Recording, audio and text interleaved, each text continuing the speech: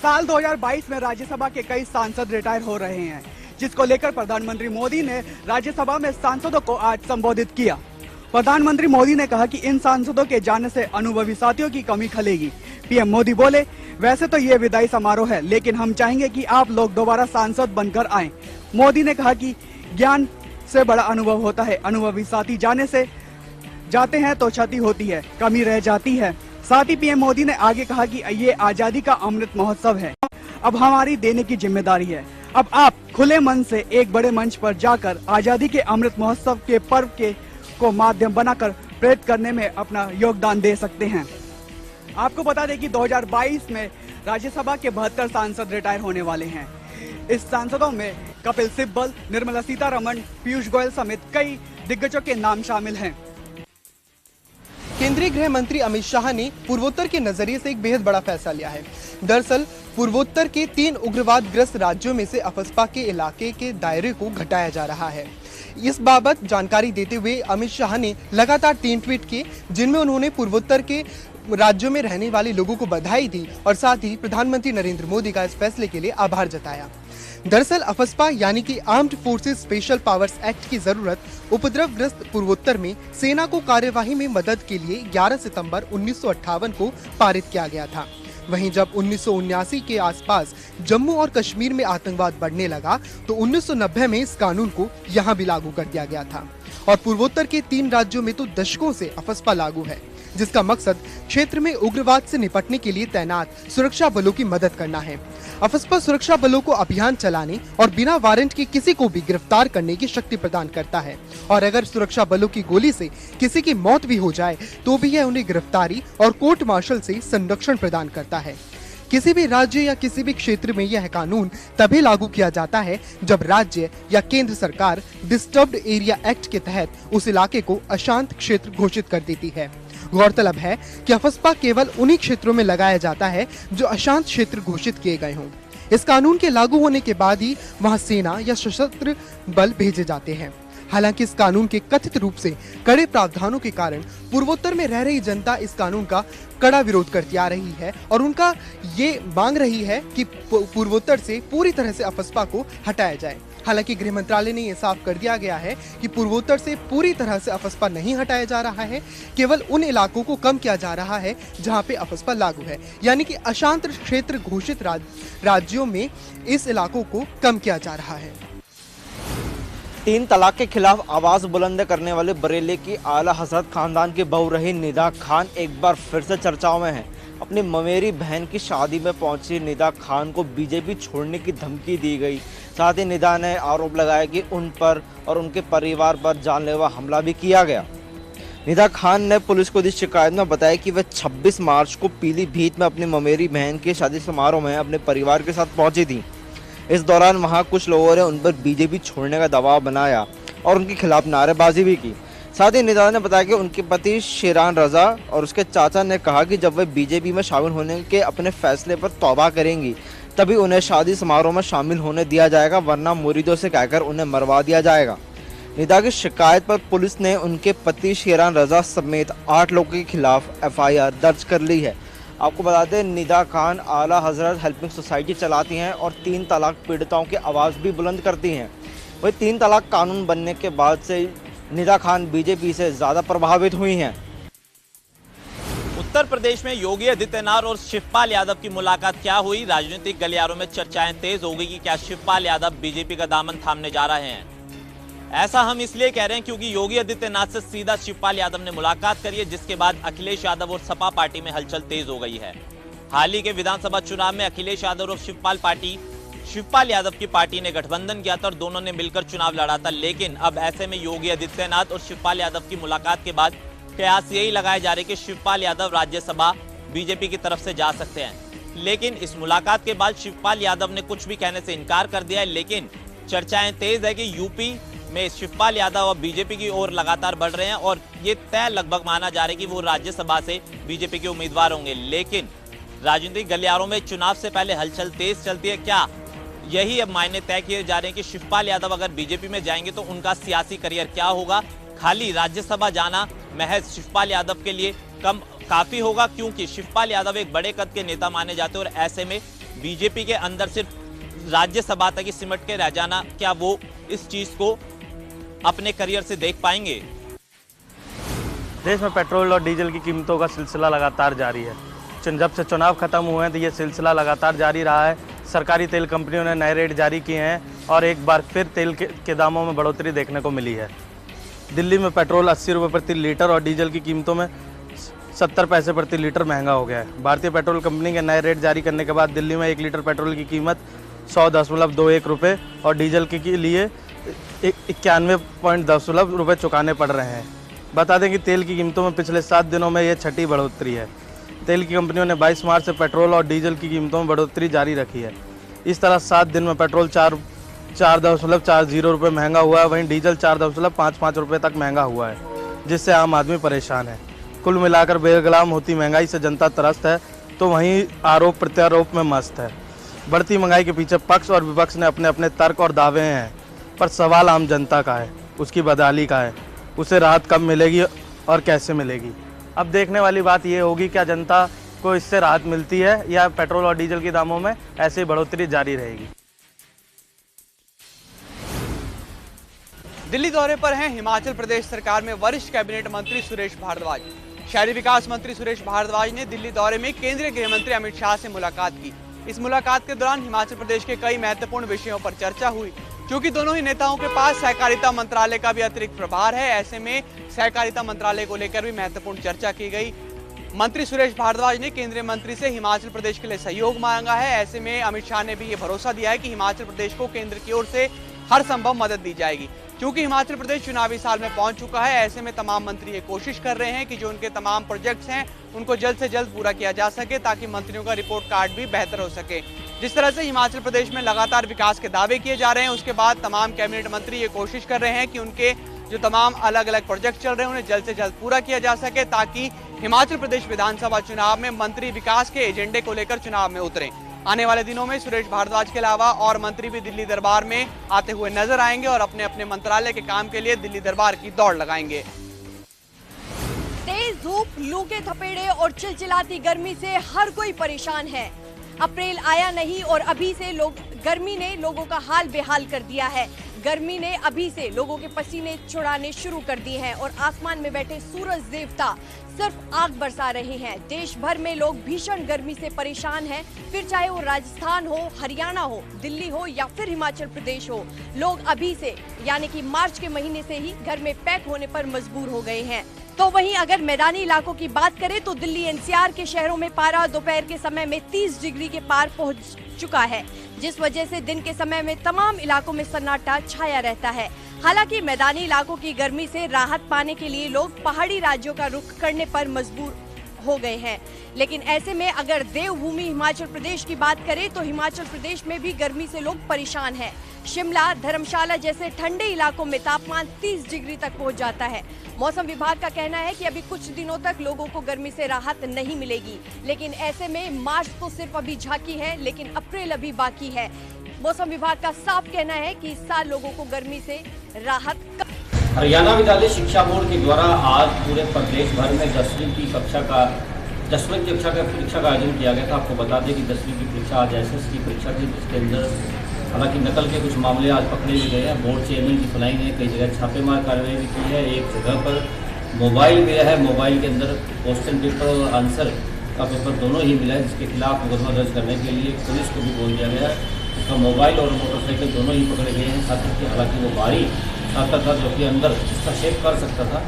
हालांकि इस मामले को लेकर कई राज खुलने भी बाकी हैं, क्योंकि बोर्ड ने वो जो मोबाइल है वो अपने कब्जे में नहीं है। वहीं इस मामले में जिस प्रकार से 71 लोगों की जो ड्यूटी लगाई गई थी केंद्र अधीक्षक के तौर पर, वो लोग जो अपनी ड्यूटी पर नहीं पहुंचे थे, उनके खिलाफ भी कार्रवाई करने के लिए बोर्ड ने लिख दिया है, उनको शोकॉज नोटिस भी दे दिया है। अब देखना होगा कि वो क्या जवाब देते हैं। अगर उनका जवाब संतोषजनक ना हुआ तो उन पर कार्रवाई होना सुनिश्चित है। डीजल पेट्रोल के दामों में एक बार फिर बढ़ोतरी देखने को मिल रही है। आपको बता दें कि जिस तरह से निरंतर डीजल पेट्रोल के दाम बढ़ रहे हैं, ऐसे में आम आदमी इस महंगाई से त्रस्त होते नजर आ रहा है। और आपको बता दें कि निरंतर लगातार पेट्रोल के दाम लगातार बढ़ाए जा रहे हैं और ऐसे में ट्रांसपोर्ट भी महंगा हो गया है और इसी महंगाई के चलते रोजमर्रा की चीजें महंगी होती जा रही हैं। आम आदमी का गुजारा करना मुश्किल हो रहा है और ऐसे में जनता त्राहिमाम हो रही है। जनता का कहना है कि डीजल पेट्रोल के दाम इसी तरह से बढ़ते रहे तो कहीं ना कहीं उनको अपना गुजारा करना मुश्किल होगा।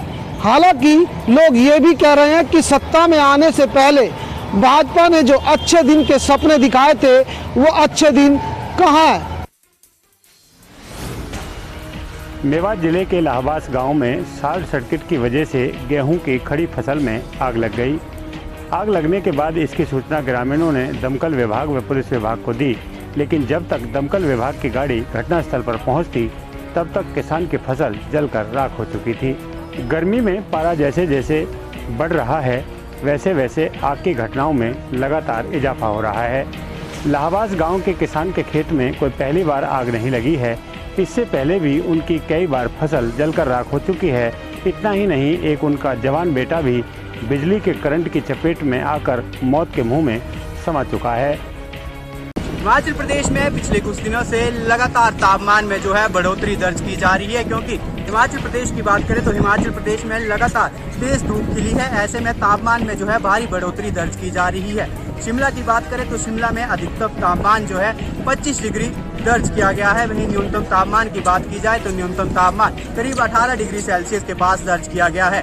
वहीं शिमला में जो है अब लोगों को काफ़ी गर्मी महसूस हो रही है और दिन के समय लोगों के पसीने छूटते हुए नजर आ रहे हैं। इस वक्त मैं मौजूद हूँ राजधानी शिमला के ऐतिहासिक रिज मैदान में, जहाँ पर आप तस्वीरों के माध्यम से देख सकते हैं काफ़ी संख्या में पर्यटक राजधानी शिमला का रुख कर रहे हैं और कहीं न कहीं गर्मी से राहत पाने के लिए जो है लोग बाहरी राज्यों से शिमला का पहाड़ों का रुख कर रहे हैं और कहीं ना कहीं गर्मी से जो है राहत पाने की कोशिश कर रहे हैं। इस वक्त ये तस्वीरें आपको राजधानी शिमला के ऐतिहासिक रिज मैदान की साझा कर रहे हैं। हालांकि आज वीकेंड नहीं है, लेकिन वीकेंड में जो है 100% तक होटल जो है जैम पैक दिखते हुए नजर आ रही हैं। इसके अलावा अन्य दिनों की बात करें तो अन्य दिनों में भी जो है यहाँ पर काफ़ी पर्यटक राजधानी शिमला में दिखते हुए नजर आ रहे हैं। प्रकृति के सौंदर्य और मौसम के लिए जो है बाहरी राज्यों से पर्यटक यहाँ पर शिमला का रुख करते हैं और गर्मी से जो है कहीं ना कहीं राहत पाने की कोशिश कर रहे हैं। इस वक्त ये लगातार तस्वीरें आपको राजधानी शिमला के ऐतिहासिक रिज मैदान की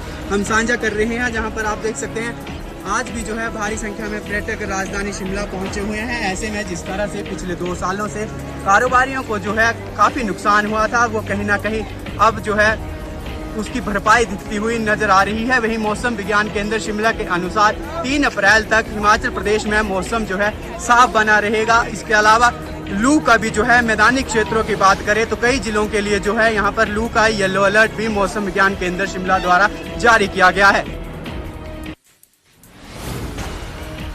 तो कहीं ना कहीं भीषण गर्मी ने हिमाचल के निचले इलाके में कहर ढाना शुरू कर दिया। अगर तापमान की बात करूं तो आज लगभग 38 डिग्री के आसपास टेम्परेचर जो है यहाँ पर पहुँच चुका है। मार्च महीने का अंतिम दिन है। हालांकि जब लोगों से हमने बात की तो लोगों का यही कहना था कि आगे अगर अपने जीवन काल की मैं बात करूं तो 20 से 25 सालों में पिछले हमने ऐसी भीषण गर्मी मार्च महीने में तो नहीं देखी। उनका ये कहना था कि जहां हम एसी पंखे अप्रैल में चलाते थे, इस बार हमें मार्च में ही चलाने शुरू करने पड़ गए हैं। साफ तौर पर आप देख सकते हैं कि सड़कों पर भी आवाजाही जो है वो कम हो चुकी है। वहीं थोड़ा सा अगर मैं बात करूं तो धूप इतनी तेज़ है कि बाहर खड़ना जो है वो मुश्किल सा प्रतीक हो रहा है। तो वहीं जो रोज दिहाड़ी लगा रहे लोग हैं उनके लिए भी ये धूप जो है वो आफत बनकर लौट। पक्षियों की अगर मैं बात करूं तो उनके लिए जो फार्म हाउस वाले हैं या अन्य जिन्होंने घरों में रखे हुए हैं पंछी, उनके लिए ग्रीन मैट का प्रयोग जो है यहाँ पर किया जाए। 38 डिग्री टेम्परेचर कहीं ना कहीं आने वाले दिनों में और भीषण गर्मी का संकेत। जून जुलाई तो अभी बाकी है, लेकिन मार्च के अंतिम दिन भी इतनी भीषण गर्मी कहीं ना कहीं अपने आप में कई सवाल जो हैं वो खड़े कर। हरियाणा विद्यालय शिक्षा बोर्ड द्वारा 10वीं और 12वीं की वार्षिक परीक्षाएं शुरू कर दी गई हैं। आज 10वीं का सामाजिक विज्ञान का विषय का पेपर था और यदि महम की बात करें तो महम के राजकीय कन्या वरिष्ठ माध्यमिक विद्यालय में इस परीक्षा में भारी हस्तक्षेप देखने को मिला। दीवारें फांद कर बाहर से लोग परीक्षा केंद्र में नकल की पर्चियां डालते हुए नजर आए और दीवार फांद कर और परीक्षा केंद्र की छतों पर भी काफ़ी संख्या में लोग देखने को मिले। और जनता टीवी की टीम कवरेज करने के लिए परीक्षा केंद्र में पहुंची तो वहां के अधीक्षक ने जनता टीवी की टीम को कवरेज करने से रोक दिया और वहां काफ़ी हस्तक्षेप दिखाई दिया। किसान अपना गेहूं लेकर मंडी में पहुंचना शुरू हो गया है। सरकारी खरीद की बात करें तो सरकारी खरीद कल से यानी कि 1 अप्रैल से शुरू हो जाएगी। इसी प्रशासनिक स्तर पर गेहूं की सरकारी खरीद को लेकर तैयारियां शुरू हो गई हैं। बल्लभगढ़ मार्केट कमेटी के सचिव ऋषि कुमार के अनुसार फरीदाबाद की 6 मंडियों के माध्यम से हर मंडी में रोजाना अलग अलग एजेंसियां सरकारी रेट पर किसान का गेहूं खरीदेंगी। अगर सरकारी खरीद रेट की बात करें तो आपको बता दें, पिछले वर्ष गेहूं का सरकारी मूल्य 1950 प्रति क्विंटल था, तो इस बार सरकार ने गेहूं का समर्थन मूल्य बढ़ाते हुए 2015 प्रति क्विंटल तय किया है। किसान की मेहनत से उगाए गए एक एक अन्न के एक एक दाने का पैसा समय से उनके पास जरूर पहुंच जाएगा का दावा करने वाले अधिकारी और सरकार के ये दावे कल से मंडी में फसल आने के बाद कितना पूरा हो पाते हैं, यह देखने वाली बात होगी। बहादुरगढ़ तहसील में भ्रष्टाचार जोरों पर है। सरकार कहती है कि भय और भ्रष्टाचार से मुक्त शासन प्रशासन व्यवस्था दी जा रही है, लेकिन हकीकत इससे कोसों दूर है। बहादुरगढ़ तहसील में पटवार खाने में जाकर अगर आपको म्यूटेशन करवाना है, फर्द बदर करवानी है या रेवेन्यू से जुड़ा हुआ कोई भी काम करवाना है तो आपको जेब ढीली करनी पड़ेगी। बहादुरगढ़ तहसील से जुड़ी हुई पटवारी महिला पटवारी को लेकर ये शिकायत आई है कि म्यूटेशन के नाम पर 7,000 लिए और 20,000 की कुल डिमांड थी। डिमांड पूरी नहीं हुई तो म्यूटेशन नहीं चढ़ाया गया। तहसीलदार तक मौखिक शिकायत पहुंची, लेकिन तहसीलदार का कहना है कि जब तक लिखित शिकायत नहीं आएगी वो कार्यवाही नहीं कर सकते। हालांकि अब ये पता चला है कि महिला पटवारी का तबादला कर दिया गया है। फतेहाबाद में यानी कल 1 अप्रैल से गेहूं खरीद का कार्य सुचारू रूप से शुरू हो जाएगा। अनुमान लगाया जा रहा है कि पिछले वर्ष की भांति इस बार मंडियों में गेहूं की आवक कम होगी। वहीं मंडी प्रशासन का कहना है कि किसानों को किसी प्रकार की दिक्कत का सामना न करना पड़े, इसको लेकर भी पुख्ता इंतजाम किए गए हैं। पिछले वर्ष की भांति इस बार मंडियों में जाम की स्थिति न बने, इसको लेकर भी पुख्ता इंतजाम किए गए हैं। जिन किसानों द्वारा मेरी फसल मेरा ब्यूरो पर अपना रजिस्ट्रेशन करवाया गया है, उन्हीं की फसल पहले खरीदी जाएगी। इसको लेकर भी खरीद एजेंसियाँ नियुक्त गई हैं। फतेहाबाद जिले में 3 खरीद एजेंसियाँ बनाई गई हैं जो किसानों की फसल खरीदेगी। अब देखना ये होगा कि मंडी प्रशासन द्वारा जो दावे किए जा रहे हैं कि कितने साल तक हो पाते हैं। अखिल भारतीय कांग्रेस कार्य समिति के सदस्य व हिमाचल प्रदेश कांग्रेस मामलों के प्रभारी राजीव शुक्ला ने राजीव भवन कांग्रेस मुख्यालय में वीरवार को एक पत्रकार वार्ता की। पत्रकार वार्ता में उन्होंने भाजपा सरकार पर जमकर निशाना साधा और कहा कि भाजपा सरकार कर्मचारी विरोधी है और कर्मचारियों का शोषण कर रही है। उन्होंने कहा कि जब हिमाचल प्रदेश में कांग्रेस की सरकार सत्ता में आएगी तो ओपीएस को बहाल कर दिया जाएगा। इसके अलावा आउटसोर्स भर्तियों को बंद कर दिया जाएगा। आउटसोर्स भर्तियों बंद करने के बजाय सीधी भर्तियां यहां पर की जाएंगी। वहीं आउटसोर्स में जो लोग कार्यरत हैं उन्हें जो है नियमित किया जाएगा। इसके अलावा उन्होंने कहा है कि जिस तरह से पेट्रोल डीजल या फिर गैस के दाम पूरे देश में बढ़ रहे हैं, उससे जो है लोग महंगाई से पूरी तरह त्रस्त हो गए हैं। हालांकि कच्चे तेल के दाम अंतर्राष्ट्रीय मार्केट में कम है, लेकिन पूरे देश में महंगाई आसमान छू रही है। वहीं उन्होंने कहा कि जिस तरह से भाजपा सरकार के राज में महंगाई बढ़ी हुई है, ऐसे में जनता जो है भाजपा सरकार से परेशान हो चुकी है और आगामी विधानसभा या नगर निगम के चुनावों में भाजपा की सरकार को जो जनता है वो उखाड़ फेंकेगी। आज रात 12 बजे के बाद टोल वृद्धि को लेकर वाहन चालकों में एक असमंजस की स्थिति बनी हुई है। बता दें कि जिस प्रकार से टोल वृद्धि को लेकर चर्चाएं लगातार देखने को मिल रही है, उसमें वाहन चालक कहीं ना कहीं एक पसोपोस की स्थिति में है कि भी आज रात 12 बजे के बाद फिर टोल वृद्धि हो जाएगी। जिस प्रकार से पेट्रोल और डीजल के रेटों में लगातार वृद्धि हो रही है, उसको लेकर वाहन चालक कहीं ना कहीं चिंतित दिखाई देते हैं। लेकिन बस्ताड़ा टोल प्लाजा से गुजरने वाले वाहन चालकों के लिए एक खुशी की खबर है, जिसको लेकर अधिकारियों की माने तो बस्ताड़ा टोल प्लाजा पर सितंबर माह तक कोई भी टोल नहीं बढ़ेगा। अधिकारियों की माने तो NH 44 जो मुरसल टोल प्लाजा और 334 भी जो टोल है उन पर आज रात 12 बजे के बाद टोलों में वृद्धि कर दी जाएगी। लेकिन बस्ताड़ा टोल से गुजरने वाले वाहन चालकों के लिए 1 सितंबर से पहले किसी भी प्रकार की टोल में वृद्धि नहीं की जाएगी।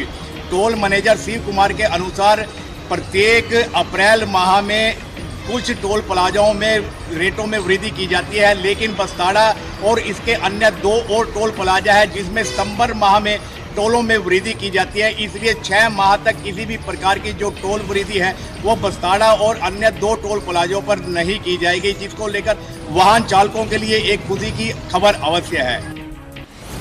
गेहूं की फसल तैयार हो गई है और किसानों ने गेहूं की फसल की कटाई कर उन्हें अपने घर में रखना शुरू कर दिया। इसी बीच सरकार ने सरकारी मंडियों में अनाज की खरीद का ऐलान कर दिया है। 1 अप्रैल से गेहूं की खरीद अनाज मंडियों में शुरू की जाएगी। इसे लेकर आज जिला उपायुक्त जितेंद्र यादव ने मंडियों का दौरा किया और मार्केट कमेटी के अधिकारियों सहित आढ़तियों के साथ बातचीत की। इस मौके पर जितेंद्र यादव ने स्पष्ट रूप से मार्केट कमेटी के अधिकारियों को कहा कि गेहूं की खरीद को लेकर किसी भी तरह की समस्या जो है किसानों को नहीं आनी चाहिए और तमाम इंतजाम, चाहे शौचालय की बात हो या पीने के पानी की या फिर किसानों के आगमन के दौरान आसपास जाम न लगने की व्यवस्था की बात हो, तमाम पहलुओं पर आज जितेंद्र यादव जिला उपायुक्त ने आढ़तियों के साथ साथ मार्केट कमेटी के अधिकारियों से चर्चा की और स्पष्ट रूप से निर्देश दिए कि गेहूं की बिक्री व खरीद को लेकर किसी भी तरह से बारदाने की कमी ना आने पाए और किसान जो है वो उत्साह पूर्वक मंडियों में आए, इसको सुनिश्चित किया जाए। साथ ही साथ उन्होंने जो मार्केट कमेटी के अधिकारी हैं उन्हें गेट पास के लिए कर्मचारियों को प्रशिक्षित करने की बात भी कही। अब 1 अप्रैल से मंडियों में किसानों का आगमन शुरू हो जाएगा और अब देखना ये होगा कि किसान प्रशासन की व्यवस्था को लेकर कितना संतुष्ट नजर आते हैं। सडोरा में चोरों के हौसले इतने बुलंद हो चुके हैं कि दिन दहाड़े ही वे चोरी की वारदात को अंजाम देने लगे हैं। आज सडोरा में ऐसा ही मामला सामने आया है। सडोरा में एक मकान में चोरों ने दिन दहाड़े ही चोरी की वारदात को अंजाम दिया। मकान मालिक ने बताया कि रोजमर्रा की तरह सुबह वो अपनी ड्यूटी पर चला गया और उसकी पत्नी जो कि स्कूल में टीचर का काम करती है, आज बच्चों के पेपर होने के कारण वह भी सुबह जल्दी स्कूल चली गई। जब उसकी पत्नी दोपहर को 3 बजे घर लौटी तो घर के मेन गेट का दरवाजा खुला पाया, तो उसने जब अंदर जाकर देखा तो सारा घर का सामान उथल पुथल पड़ा हुआ था। उसने तुरंत इसकी सूचना पुलिस को दी। पुलिस ने मौके पर आकर जांच में पाया, महिला के पति ने बताया कि घर में रखे 50,000 की नकदी व 8 तोले सोना गायब है। पुलिस मौके पर पहुंचकर जांच में जुट गई है। हरियाणा के परिवहन मंत्री मूलचंद शर्मा आज कैथल के लघु सचिवालय में जिला कष्ट निवारण समिति की बैठक की अध्यक्षता करने पहुंचे, जिसमें कुल 16 शिकायतों पर सुनवाई हुई, जिसमें 13 का निपटारा हो गया और 3 शिकायतों को पेंडिंग रखा गया है। इसमें एक शिकायत ऐसी भी आई जिसकी सुनवाई के दौरान एक पटवारी की भाषा सही नहीं थी, जिस पर परिवहन मंत्री ने उक्त पटवारी को सस्पेंड करने के आदेश देते हुए कड़े शब्दों में अधिकारियों को चेतावनी दी कि हर एक अधिकारी की भाषा और उसका लहजा ठीक होना चाहिए। इसके बाद परिवहन मंत्री शिकायतें सुनते रहे और शिकायत सुनने के बाद उन्होंने टोटल 13 जो शिकायतें थी उनका निपटारा किया और 3 शिकायतों को अगली मीटिंग के लिए पेंडिंग रख लिया।